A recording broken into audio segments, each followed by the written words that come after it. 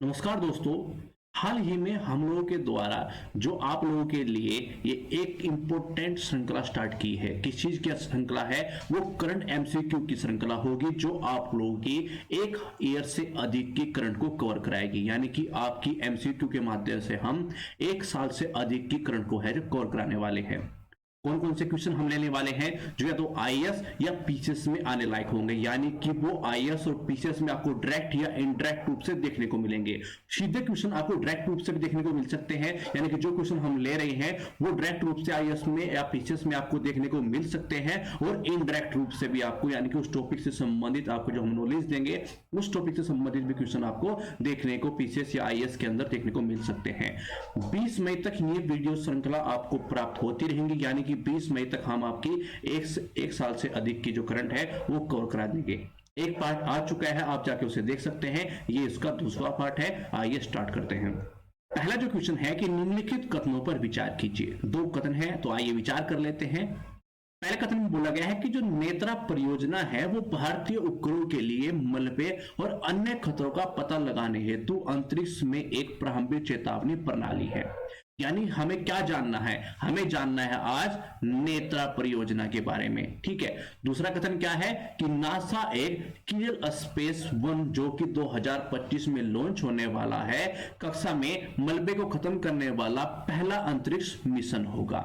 यानी कि ये जो मिशन है वो नासा का होगा और लॉन्च कब होगा? 2025 में, ऐसा कथन बोल रहा है। और ये जो हमने क्वेश्चन लिया है ये नेत्रा परियोजना से संबंधित है, यानी कि फोकस कहां पे रहेगा? नेत्रा परियोजना पे। तो आइए देख लेते हैं नेत्रा परियोजना के बारे में। देखिए, अंतरिक्ष मलबे के रूप में अंतरिक्ष में भारतीय संपत्ति के लिए बढ़ते खतरे को देखते हुए भारतीय अंतरिक्ष अनुसंधान यानी कि इसरो ने कक्षीय मलबे को ट्रैकिंग क्षमता का निर्माण कर रहा है। इस अभियान में space object tracking and analysis Netra परियोजना के लिए नेटवर्क तहत एक प्रभावी निगरानी ट्रैकिंग नेटवर्क स्थापित करने के हिस्से के रूप में 1500 किलोमीटर दूरी के साथ अंतरिक्ष मलबे को नजर रखने वाला रडार और ऑप्टिकल टेलीस्कोप शामिल किया जाएगा। बेसिक रूप से आसान भाषा में आपको समझाता हूं। आप ऊपर जो है कुछ रडार और टेलीस्कोप भेजेंगे कक्षाओं के अंदर। वो क्या करेंगे? जो अंतरिक्ष के अंदर लगातार मलबा बढ़ रहा है, वो हमारे जो टेलीस्कोप है, हमारे जो उपग्रह हैं, ठीक है, उनको क्या है, उनको क्षति ना पहुंचाए, उनको क्षतिग्रस्त ना करे, उनको भी मलबे के रूप में परिवर्तित ना कर दे। और जैसा कि आप जानते हैं कि फ्यूचर के अंदर और प्रेजेंट में भी अंतरिक्ष में इतना, पृथ्वी के चारों ओर इतने उपग्रह लॉन्च हो चुके हैं, इतने उपग्रह हैं और लगातार लॉन्च हो रहे हैं। तो जैसे कि भीड़ बढ़ती जा रही है वहां पर, तो आपस में टकरा ना जाए, वहां पर मलबे के रूप में न क्रिएट हो जाए, तो उससे बचाने के लिए हम जो है ये मुहिम चला रहे हैं। नेत्रा परियोजना उससे संबंधित है कि हम ऐसी चीज भेजेंगे जो 1500 किलोमीटर दूरी से पहले ही उस अंतरिक्ष मलबे को देख लेगी, उस जो उपग्रह है उसको देख लेगी, और हमारा जो उपग्रह है उसको उससे बचा लिया जाएगा, उसको मलबे के में क्रिएट होने से बचा लिया जाएगा। ये जो है नेत्रा परियोजना है। अब ये तो समझ में आ गया कि नेत्रा परियोजना क्या है। ठीक है, आगे थोड़ा सा इसके बारे में और जान लेते हैं। देखिए, भारतीय उपग्रह को मलबे व अन्य खतरों का पता लगाने के लिए अंतरिक्ष में एक प्रारंभिक चेतावनी प्रणाली है, यानी कि पहले ही बता देंगे कि हाँ, इसके तरफ कुछ मलबा आ रहा है या कोई उपग्रह इसकी ओर आ रहा है जिससे टकरा सकता है। इसकी आवश्यकता कि आप जानते हैं कि आवश्यकता क्यों बढ़ रही है? क्योंकि हाल ही में इतने उपग्रह लॉन्च हो रहे हैं, वहां पर भीड़ बढ़ती जा रही है, आपस में ना टकरा जाए, इसलिए हमारा जो मलबा है यानी कि और ना बढ़ जाए, तो उसके लिए नेत्रा परियोजना स्टार्ट की गई है। वैश्विक पहल जो क्लियर स्पेस है 1 जो है वो यूरोपीय अंतरिक्ष एजेंसी की है, ना कि नासा की। और ये लॉन्च जो है 2025 के अंदर ही होगी। कक्षा में मलबे को खत्म करने वाला ये पहला अंतरिक्ष मिशन होगा। तो पहला अंतरिक्ष मिशन कौन सा है? 2025 में लॉन्च करने वाला है। कौन सी एजेंसी करेगी? यूरोपीय एजेंसी करेगी। इसका नाम क्या है? क्लियर स्पेस 1 इसका नाम है। 2025 में लॉन्च होने वाला है। ठीक है, यूरोपीय अंतरिक्ष एजेंसी का है। नेत्रा परियोजना के बारे में आपको पता चल चुका है, और कितने किलोमीटर दूर से पहले ही ये रेडार और टेलीस्कोप है पता लगा लेंगे, 1500 किलोमीटर। ठीक है, तो यहाँ फोकस कर क्या क्या फैक्चुअल चीजें मिली, नेत्रा परियोजना के बारे में पता चल गया। ये जो क्लियर स्पेस 1 है, कौन लॉन्च करने वाला है? यूरोपीय संघ लॉन्च करने वाला है। कब? 2025 के अंदर। तो ये चीज हमें जानने जरूरी थी। कुछ भी पूछा जा सकता है, मान लीजिए अब नेत्रा परियोजना से संबंधित कुछ भी पूछते हैं तो आप उसका आंसर दे पाएंगे। आइए थोड़ा सा इसके बारे में जान लेते हैं। क्या लिखा गया है कि भारतीय उपग्रहों के लिए मलबे व अन्य खतरों को पता लगाने के हेतु अंतरिक्ष में एक प्रारंभिक चेतावनी प्रणाली है, तो बिल्कुल सही है। नासा का है किल्ड स्पेस, तो ये बिल्कुल यूरोपीय एजेंसी का है, ठीक है, नासा का नहीं है, तो दूसरा गलत है, पहला सही है। आंसर सही पूछा गया है तो आंसर हो गया ए, यानी कि केवल एक इसका आंसर है। आइए आगे बढ़ते हैं। अगला जो क्वेश्चन है कि हाल ही में चर्चा में रहे शब्द श्रिंकफ्लेशन क्या है, इसके संबंध में निम्न कथनों पर विचार कीजिए। पहले मैं आपको श्रिंकफ्लेशन के बारे में बता देता हूं, ये फ्लेशन क्या होता है। पार्ले-जी की बिस्किट खाए हैं आपने? पार्ले-जी जो है, जो कंपनी है, उसका बिस्किट तो खाया होगा, ठीक है। मान लीजिए ये उसका पैकेज है और ये बिस्किट है। पहले मान लीजिए इसके पास 12 बिस्किट आते थे 5 रुपए में। 5 रुपए में आपको कितने बिस्किट मिलते थे? 12 बिस्किट मिलते थे एक पैकेट के अंदर, जो 5 रुपए का आता। सबने खाए होंगे, ठीक है। अब क्या करती है कंपनी के पास दो विकल्प है। जैसे जैसे महंगाई बढ़ती जा रही है, मुद्रा जो है बढ़ती जा रही है, उसके पास दो विकल्प है। एक तो ये कि 5 रुपए के स्थान पे 7 रुपए या 10 रुपए का पैकेट कर दे।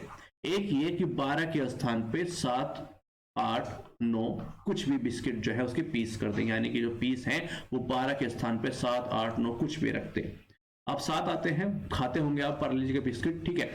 तो अब कितने आते हैं? 7 या 8 आते हैं। पहले मान लीजिए 12 आते थे, तो ये क्या हुआ, आपने प्राइस चेंज नहीं किया। आज भी 5 रुपए का बिस्किट ही आता है पार्ले जी रुपए का, ठीक है। जो पार्ले जी का 5 रुपए का बिस्किट आता है, मान लीजिए पहले 12 आते थे, अब 7 या 8 आते हैं। तो यहां से क्या हुआ, कंपनी ने प्राइस चेंज नहीं किया, उसका आकार चेंज कर दिया, यानी कि उसके पीसेस घटा दिए, उसके अंदर जो मेटेरियल है उसको घटा दिया। तो इसको क्या बोलते हैं? श्रिंकफ्लेशन इसको बोला जाता है। तो समझ में आ गया होगा कि सबने पार्ले जी खाए हैं ना, तो वो अच्छे से समझ में आया होगा। कथन देख लेते हैं, कथन में क्या क्या बोला गया है।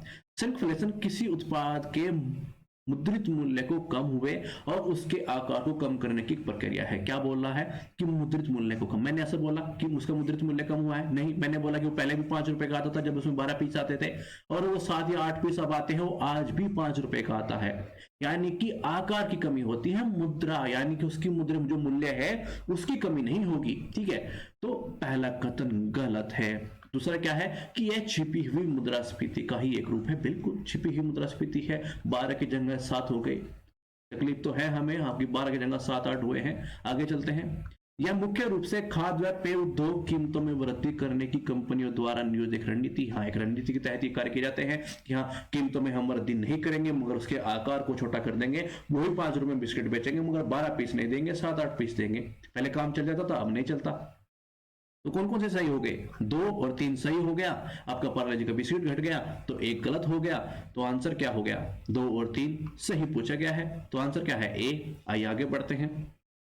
अगला जो क्वेश्चन है कि निम्नलिखित कथनों में विचार कीजिए, तो आइए कर लेते हैं। महाराष्ट्र जैविक उत्पाद का सबसे बड़ा उत्पादक राज्य है ये, और उसके बाद मध्य प्रदेश है, उसके बाद कर्नाटक का स्थान आता है, ठीक है, जैविक उत्पादों के अंदर, ठीक है। दूसरा कथन क्या बोल रहा है कि जैविक उत्पाद में सबसे बड़ा हिस्सा मोटे अनाज का है, और इसके बाद तिलहन का, रेशेदार फसलें, शुगर क्रॉप्स का हिस्सा आता है। तीसरा कथन बोल रहा है कि जो participatory guarantee scheme for India का संचालन कृषि मंत्रालय के तहत राष्ट्रीय जैविक खेती केंद्र के माध्यम से किया जाता है।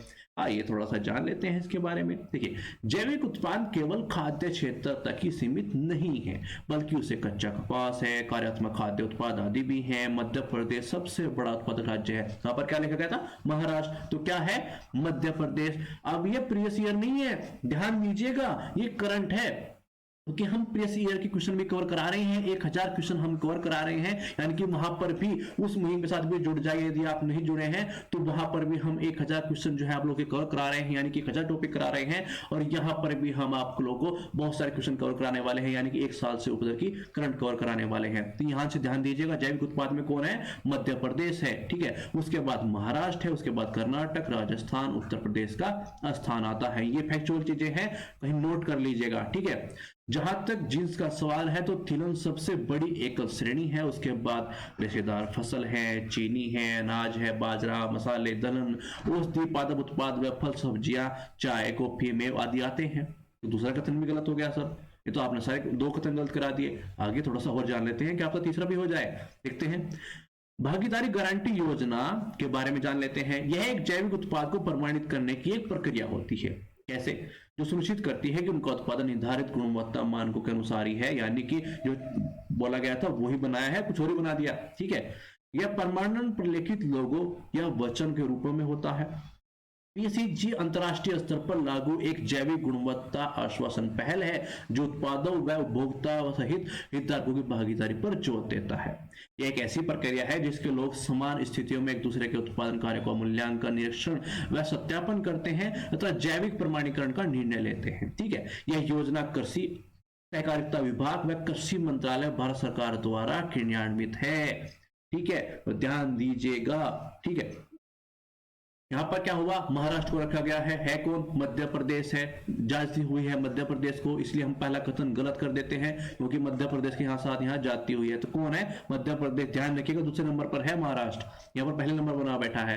यहाँ पर दूसरा के अंदर क्या बोल रहा है कि जैविक उत्पादन सबसे बड़ा हिस्सा मोटिव, तो ये भी गलत है। ठीक है, दूसरा कथन भी गलत है। तीसरा है कि जो participatory guarantee scheme for India का संचालन कृषि मंत्रालय के तहत राष्ट्रीय जैविक खेती केंद्र के रूप में माध्यम से किया जाता है, तो सही है, सही पूछा गया है, तो आंसर हो गया डी, केवल 3। आइए आगे बढ़ते हैं। आपने जान लिया ना जैविक उत्पाद के बारे में, तो आइए आगे बढ़े। हाल ही में चर्चा में रहे एटिकोप्पका खिलौना के संबंध में निम्न कथनों पे कौन सा कथन सही है? तो यह आंध्र प्रदेश का एक जीआई टैग उत्पाद है। यह लकड़ी के बने होते हैं और प्राकृतिक रंगों में से रंगे जाते हैं। देखिए, जो पहले 2 क्वेश्चन देखे आपने वो आईएएस सिस्टम से थे और ये पीसीएस लेवल का क्वेश्चन है। इस तरह के क्वेश्चन कभी कभार आईएएस में आ जाते हैं, ज्यादातर नहीं आते हैं। ये पीसीएस टाइप का क्वेश्चन है, तो पीसीएस की तैयारी जो बंदे कर रहे हैं वो किसी भी स्टेट पीसीएस कर रहे हो तो वहां पर ये क्वेश्चन आ सकता है। इसके बारे में थोड़ा सा जान लेते हैं। देखिए, आंसर इसका सी है, मगर आंसर नहीं, आप यहाँ थोड़ा सा उसके बारे में एक्स्ट्रा भी जानने के लिए आए हैं। ठीक है, एटिकोप्पा का जो शिल्पकार है श्री सीवी राजू पद्मश्री, यानी कि कला की श्रेणी में उनको पद्मश्री का अवार्ड दिया गया है, उसे सम्मानित किया गया है। पारंपरिक लकड़ी के एटिकोप्पा का खिलौना बनाने की कला जो है वो 400 साल से भी ज्यादा पुरानी है। तो कितनी पुरानी है? 400 साल पुरानी। तो क्वेश्चन आ सकता है, बहुत ही नरम लकड़ी से बने होने के कारण यह खिलौना टर्न वुड लेकर क्राफ्ट के रूप में जाना जाता है। किसके रूप में? इस चीज के रूप में। ठीक है, और क्वेश्चन का आंसर क्या हो गया कि हाँ, आंध्र प्रदेश का एक जीआई टैग उत्पाद है। बिल्कुल, लकड़ी के बने होते हैं और प्राकृतिक रंगों से रंगे जाते हैं, तो हाँ बिल्कुल। ये किसके बारे में हो रहा है? टिकोपक्का के बारे में हो रहा है, तो दोनों सही है। ध्यान रखिएगा थोड़ा सा कि किसके श्रेणी में है, 400 साल पुरानी है, तो क्वेश्चन पूछा जा सकता है। आगे चलते हैं। अगला जो क्वेश्चन है कि हाल ही में चर्चाओं में रहा नाटक चिंतामणि पद नाटकम के संबंध में विचार कीजिए। अभी चिंतामणि जो है 2022 के अंदर बहुत अधिक चर्चाओं में बना रहा था, तो क्वेश्चन पूछा जा सकता है। कैसे भी पूछा जा सकता है वो मैं आपको बताऊंगा अभी कहां के क्या क्या पूछा जा सकता है। पहला कथन देख लेते हैं। यह नाटक 1920 में एक नाटककार वह प्रसिद्ध समाज सुधारक कल्लाकुरी नारायण द्वारा लिखा गया है। ठीक है, दूसरा कथन बोल रहा है कि यह नाटक सुब्बी सेठी नामक एक व्यवसायी के बारे में है जो भगवान कृष्ण का परम भक्त था और भजन गाकर मोक्ष प्राप्त करता था। उसको मोक्ष की प्राप्ति भी हुई थी, वो मैं बताऊंगा आपको। ठीक है, कैसे मोक्ष की प्राप्ति हुई थी। हाल ही में आंध्र प्रदेश सरकार ने 100 साल पुराने नाटक चिंतामणि पद नाटक का पर प्रतिबंध 2022 के बाद जो में इसको प्रतिबंधित कर दिया गया है। 100 साल पुराने नाटक था, किसने लिखा था थोड़ा इसके बारे में जान लेते हैं। यह नाटक 1920 में एक नाटककार प्रसिद्ध समाज सुधारक कल्लाकुरी नारायण द्वारा लिखा गया है। पहला कथन सही है, मगर यहाँ कथन सही नहीं कराना है। कब लिखा गया था? 1920 में। किसके द्वारा? कल्लाकुरी नारायण द्वारा। ये फैक्ट है। काफी बार क्या होता है कि मान लीजिए सिंपल क्वेश्चन है, इतना डीपली नहीं पूछा गया, किसी अन्य प्रकार से नहीं पूछा गया, ये पूछ लेगा कि ये जो चिंतामणि पदम नाटक है किसके द्वारा लिखा गया था। वहां पर एक नाम इनका है, 3 नाम अन्य रख दिए जाएंगे। फैक्चुअल क्वेश्चन हो गया, मान लीजिए पीसीएस के अंदर ही आ गया। अलग टाइप से बनाएंगे, कथन के रूप में बनाएंगे तो आईएएस में पूछ सकते हैं। फैक्चुअली जो है वो पीसीएस के अंदर ही पूछ सकते हैं, तो ऐसे क्वेश्चन आ सकते हैं। तो दोनों चीज याद रखिएगा, कब और किसके द्वारा लिखा गया था। ठीक है, यह नाटक चिंतामणि नामक एक गणिका के बारे में है जो भगवान कृष्ण की परम भक्ति में वे जो व्यवसायिक थे वो परम भक्त नहीं थे, भजन गाकर मोक्ष की प्राप्ति करते थे। वो कुछ लोग होते हैं ना रोमियो टाइप, वो उस टाइप के इंसान थे। ठीक है, आप तो नहीं है ना, वो देख लीजिएगा। आर्य व्यवसाय समुदाय का एक व्यवसायी सुब्बी सेट्टी उसे प्रणय निवेदन करता है और जो चिंतामणि के प्रति आकर्षण की वजह से अपना धन और परिवार सभी गवा देता है। तो ऐसा कोई कार्य मत कीजिएगा किसी के चक्कर में पड़ के कि आप भी अपना और किसी आकर्षण में आके कि अपना धन और परिवार सब गवाते, यूपीएससी निकालना है, पीसीएस निकालना है, तो इन चक्करों में नहीं पड़ना है, नहीं तो फिर आप भी इनके तरह ही बैन हो जाओगे। ठीक है, यह नाटक पूरे राज्य में मुख्य ग्रामीण क्षेत्रों में वह त्योहार और मेलों के दौरान प्रदर्शित किया जाता था। अब क्वेश्चन उठता है कि प्रतिबंधित क्यों किया गया? एक नाटक ही तो है, एक प्रदर्शनी तो किया जा रहा है, तो ऐसा इसको क्यों किया गया? देखिए, ये जो सुब्बी शेट्टी हैं, ये किसी एक पर्टिकुलर समुदाय से संबंधित रखते हैं। अब क्या हुआ, जैसे जैसे नाटक चलता रहता है तो उसमें मॉडिफाई होता है, यानी कि उसमें चेंजेस आते रहते हैं। वो इनके ऊपर फोकस ना हो कि इनके ऊपर फोकस, उनको काला कलूटा दिखाया गया, उनको ऐसा ऐसा दिखाएगा कि हाँ बस ये तो बहुत ही भद्दा और बेकार इंसान था जिसने सब कुछ गुआ दिया, इनके पीछे लगा हुआ था। यानी कि और जिस समुदाय से ये संबंधित थे वो ऐसा महसूस करते थे कि हमारे समुदाय की इससे प्रॉब्लम हो रही है, हमारी इज्जत के ऊपर बात आ रही है, ठीक है, हमको टारगेट किया जा रहा है या हम इससे नीचे दिखाए जाते हैं। तो उन्होंने इस पे बहुत सा सवाल उठाए और इनको प्रतिबंधित कर दिया गया है। ठीक है, तो ये कुछ प्रॉब्लम थी जो विवादों में घिरा रहता था, ये क्वेश्चन यहाँ से पूछा जा सकता है। तो आंसर क्या है? तो पहला बिल्कुल सही है 1920 में, और कल्लापुरी नामन द्वारा लिखा गया, तो बिल्कुल सही। नाटक सुब्बी शेट्टी के ऊपर नहीं है, उनके ऊपर है जिनके ऊपर ये मोहित थे। ठीक है, और ये भगवान कृष्ण के परम भक्त नहीं थे, उनके परम भक्त थे जिनके ऊपर ये मोहित थे। ठीक है, तो ये गलत है। ठीक है, परम भक्त वो लेडी थी, ये नहीं थी, ये उनके परम भक्त थे। तो दो गलत है, एक सही है, तो सही पूछा गया है, आंसर हो गया केवल एक। आइए आगे चलते हैं। अगला जो क्वेश्चन है कि हाल ही में सरस आजीविका मेला का आयोजन भारत के किस राज्य के शासित प्रदेश में किया जाता है? कुछ फैक्चुअल चीजें हमने कवर करने का प्रयास किया है। देखिए, कुछ हम डीपली 6 से 7 क्वेश्चन जो हैं हम ऐसे क्वेश्चन लेते हैं कि हाँ जो आईएएस में आने लायक हो, डायरेक्ट इनडायरेक्ट रूप से पूछे जा सकते हैं। कुछ क्वेश्चन फैक्चुअल, यानी कि फैक्ट भी आपके कवर हों, यानी कि 3 से 4 क्वेश्चन ऐसे होंगे जो फैक्चुअल होंगे, जहां से आपके फैक्ट भी कवर हो सके, ऐसा कोई प्रॉब्लम ना हो, यानी कि यहाँ पर करंट कवर करने के बाद नहीं तो फैक्ट और कंसेप्ट सब आपके क्लियर हो जाए। तो इसका आंसर है डी, यानी कि जम्मू कश्मीर। सरस आजीविका मेला जो उसका आयोजन जो है वो जम्मू कश्मीर में हुआ है। आगे चलते हैं। अगला क्वेश्चन है रैंप से संबंधित, रैंप योजना के संबंध में निम्न कथनों विचार कीजिए। तो आइए विचार कर लेते हैं हमारा क्या जा रहा है। पहला कथन है, इस योजना की घोषणा वित्त मंत्री ने केंद्रीय बजट 2021-22 में की थी। दिमाग में रखिएगा, 21-22 में है या 22-23 में है, क्या है, ये फैक्ट है। ठीक है, आगे चलते हैं। यह यूके सिन्हा समिति द्वारा की गई सिफारिशों के अनुरूप है। एक सिफारिश से क्वेश्चन पूछ लिया गया, यानी कि रैंप से संबंधित ही, रैंप इस योजना से संबंधित ही, इस समिति की ही सिफारिशों से है, किसी अन्य समिति की सिफारिश से है, ये एक फैक्ट है, ये भी एक फैक्ट है। आगे चलते हैं। केंद्रीय मंत्रिमंडल ने एमएसएमई की प्रदर्शन को बेहतर व तेज करने, यानी कि रैंप योजना को शुरू किया गया है। तो ऐसा है कि नहीं है, थोड़ा सा रैंप के बारे में ही जान लेते हैं जब इतने क्वेश्चन उठ रहे हैं। हाल ही में केंद्रीय मंत्रिमंडल ने एमएसएमई के प्रदर्शन को बेहतर व तेज, यानी कि रैंप योजना को मंजूरी दी है, जिसकी शुरुआत 20 वर्ष जो है, जो वित्त वर्ष है 2022-23 में होगी। ठीक है, यह यूके सिन्हा समिति के केवी कामत समिति प्रधानमंत्री की आर्थिक सलाहकार परिषद द्वारा की गई थी। ओहो, ये क्या हुआ, जो समिति है तो गलत निकल गई। तो ऐसे ही समितियां गलत निकलती हैं, कुछ अन्य टाइप से क्वेश्चन हो सकते हैं। तो ये समिति याद रखिएगा, ये समिति यदि इस योजना से संबंधित हुई तो ठीक है, यदि नहीं हुई तो गलत साबित कर दीजिएगा कि ये तो कथन गलत है बिल्कुल। ठीक है, आगे चलते हैं। भारतीय रिजर्व बैंक ने एमएसएमई के क्षेत्र के आर्थिक वित्तीय स्थिरता हेतु दीर्घकालिक उपायों का सुझाव देने के हेतु 2019 में यूके सिन्हा की अध्यक्षता में, यहाँ आए हैं यूके सिन्हा, ये किसके संबंध है ये देख लीजिएगा, सूक्ष्म लघु मध्यम उद्यम पर एक विशेषज्ञ समिति का गठन किया गया था। इस योजना के संदर्भ में, इस योजना का वित्त मंत्री ने केंद्रीय बजट 2022-23 में की गई थी। तो बजट वाली बात भी गलत हो गई, समिति वाली बात भी गलत हो गई। योजना के बारे में थोड़ा सा देख लेते हैं। यह विश्व बैंक की सहायता प्राप्त केंद्रीय क्षेत्र योजना, जिसके तहत सूक्ष्म लघु मध्यम उद्यम मंत्रालय से जुड़ी एक कोविड-19 संबंधित चुनौतियों के समाधान हेतु आवश्यक मदद की जा रही है। उसके उद्देश्य क्या है? तो बाजार और ऋण तक पहुंच में सुधार, केंद्र व राज्यों में स्थित विभिन्न संस्थाओं व शासन को मजबूत करना, केंद्र राज्य संबंधों व साझेदारी को बेहतर करना, एमएसएमई द्वारा विलंबित भुगतान, पर्यावरण अनुकूल उत्पाद व प्रक्रियाओं से संबंधित मुद्दों का सुलझाना। आगे बढ़ते हैं, पहले इसका आंसर भी देख लेते हैं। आंसर क्या है? समिति भी गलत, ये फैक्चुअल चीजें भी गलत। क्या है? ये प्रथम बेहतर करने के लिए ऐसी योजना शुरू की गई थी। तो अकेला बचा बेचारा 3, और सही हमें पता करना है तो 3 पे लगा देते हैं। सी इसका आंसर हो गया। आगे चलते हैं। अगला जो क्वेश्चन है कि हाल ही में किस भारतीय म्यूजिक कंपोजर को ग्रैमी अवार्ड से सम्मानित किया गया है। ये हाल ही की करंट है, जैसा कि मैंने आपको बताया था, हम आपको बोला था कि हम अप्रैल तक की करंट को कवर करने वाले हैं। 20 मई तक आपको वीडियोस उपलब्ध होंगे पूरे साल से लेके, ठीक है, 2022 से लेके अप्रैल तक की करंट आपको कवर होगी, यानी कि एक साल से अधिक की करंट जो है आपको कवर करा के देंगे।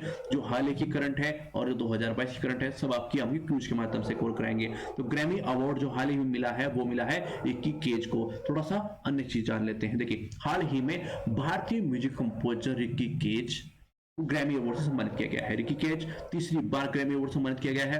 तो एक ये फैक्ट कि हाँ, ये तीसरी बार सम्मानित हुए हैं। इसी के साथ जो 3 ग्रैमी अवार्ड पाने वाले पहले भारतीय बन गए हैं। एक ये फैक्ट मिल गया कि हाँ, अब तक किसने मिला है, पहली बार मिले हैं। तो पहले भारतीय कौन है, वो रिकी केज हैं। उन्हें अवार्ड डिवाइन टाइड्स एल्बम के लिए प्रदान किया गया है। एक फैक्ट ये हो गया कि किसके लिए प्रदान किया गया है। साल 2015 में उन्होंने अपना पहला ग्रैमी अवार्ड जीता था। एक फैक्ट ये है कि कब पहला अवार्ड जीता था। तो यहां पर कितने फैक्ट मिल गए, 4। एक क्वेश्चन है कि 3 बार जीता है, पहले भारतीय हैं जिन्होंने 3 बार जीता है, डिवाइन टाइड्स एल्बम के लिए जीता है, और 2000 में पहली बार ग्रैमी अवार्ड जीता था। है कौन, रिकी केज है। तो आंसर तो मिल गया है, बी इसका आंसर है। आगे बढ़ते हैं। अगला जो क्वेश्चन है कि नव भारत साक्षरता कार्यक्रम के संबंध में निम्न कथनों पर विचार कीजिए। तो कर लेते हैं। वैध शिक्षा के सभी पहलुओं को कवर करने के लिए वित्त वर्ष 2022-2025 की अवधि के लिए मंजूरी दी गई है, यानी 2022 से 2025 तक की अवधि के लिए मंजूरी दी गई है। दूसरा कथन है कि योजना को ऑनलाइन मोड के स्वयं सेवा के माध्यम से लागू किया जाएगा। तीसरा कथन है कि यह केंद्र प्रायोजित योजना के रूप में मंजूरी प्रदान की गई है। आइए थोड़ा सा चेक कर लेते हैं इस चीज के बारे में। हाल ही में केंद्र सरकार द्वारा नव भारत साक्षरता कार्यक्रम यानी कि न्यू इंडिया साक्षरता कार्यक्रम को एक केंद्र प्रायोजित, किसके द्वारा प्रायोजित है, केंद्र प्रायोजित द्वारा मंजूरी प्रदान की गई है। न्यू इंडिया साक्षरता कार्यक्रम राष्ट्रीय शिक्षा नीति 2020-21-22 की बजट घोषणा के अनुरूप वैध शिक्षा के सभी पहलुओं को कवर करने के लिए वित्त वर्ष 2022 से 2027 की अवधि के लिए मंजूरी दी गई है। वहां पर 25 लिखा गया है, तो फैक्टों में चेंज किए गए हैं, तो ऐसे ही चेंज करते हैं, ये ध्यान रखिएगा। कंसेप्ट भी समझना है, पैटर्न भी समझना है कि हाँ, इस पैटर्न पे इस तरीके से चीजें चेंज की जाती हैं। तो 2022 से 2027 तक है, ठीक है, याद रखिएगा ये चीज। शिक्षा मंत्रालय ने योजना में प्रौढ़ शिक्षा के स्थान पर सभी के लिए शिक्षा शब्द का प्रयोग किया गया है, क्योंकि प्रौढ़ शिक्षा शब्दावली में 15 वर्ष से उससे अधिक के जो आयु वर्ग के सभी गैर अक्सर उचित रूप से शामिल नहीं किया जा रहा था, ठीक है। इसी कार्यान्वयन की बात करें तो यह योजना ऑनलाइन मोड में स्वयं सेवा के माध्यम से लागू की जाएगी, जो हमें दूसरे कथन के अंदर बोला गया है। तो दूसरा कथन बिल्कुल सही है। यहाँ पर 2025 लिखा गया है, 27 होता तो हम मान लेते, अब हम बिल्कुल नहीं मानेंगे, तो इसको हम गलत साबित करके रहेंगे। तो हमें गलत साबित कर दिया है, इसको हमें सही साबित किया है, और ये भी ठीक है। तो आंसर 2 और 3 हो गया। सही पूछा गया है तो सही हम बताएंगे, 2 और 3 सही है। आगे चलते हैं। अगला जो क्वेश्चन है कि हाल ही में सिन्ना स्पेक्टाबिलिस के संबंध में इन कथनों पर विचार कीजिए, इनमें से कौन सा सही है। तो कर लेते हैं। यह एक पर्णपाती वृक्ष है, इस चीज के बारे में बात कर रहा है, ये पर्णपाती वृक्ष है। और दूसरा क्या है कि केरल के उष्णकटिबंधीय क्षेत्रों में स्थानीय वनस्पति है। सही है, गलत बोल रहा है, आइए चेक कर लेते हैं। देखिए, केरल ने सिन्ना स्पेक्टाबिलिस नामक एक विदेशी आक्रमण पौधे को खत्म करने के लिए एक प्रबंधन योजना विकसित की है। यह पौधा जो है राज्य में वन्य जीव आवास को गंभीर रूप से प्रभावित करता है। तभी तो चर्चाओं में है, गंभीर रूप से प्रभावित करता है, फिर में कोई चर्चाओं में नहीं आता, ठीक है।